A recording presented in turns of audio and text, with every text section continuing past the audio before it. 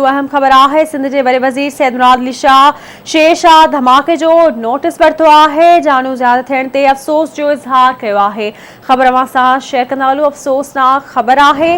वॾे वज़ीर पारां ज़ख़्मियुनि खे इलाज जूं बहितर सहूलियतूं फ़राहम करण जी हिदायत कई वई आहे।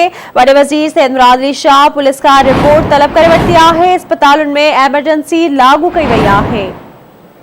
तफ़सील मालूम कंदासीं कराची मां गाज़ी झंडीर खां। जी गाज़ी अपडेट कजो।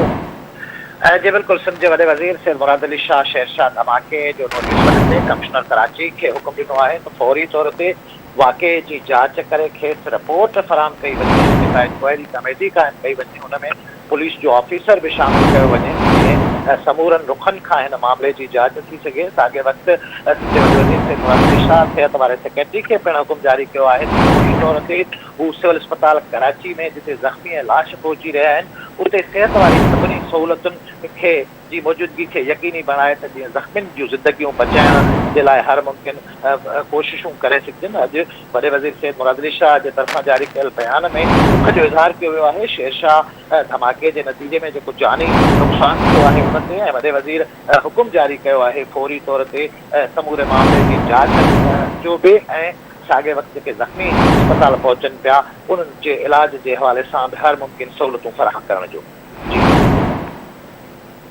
महिरबानी अवां जी अपडेट करण लाइ।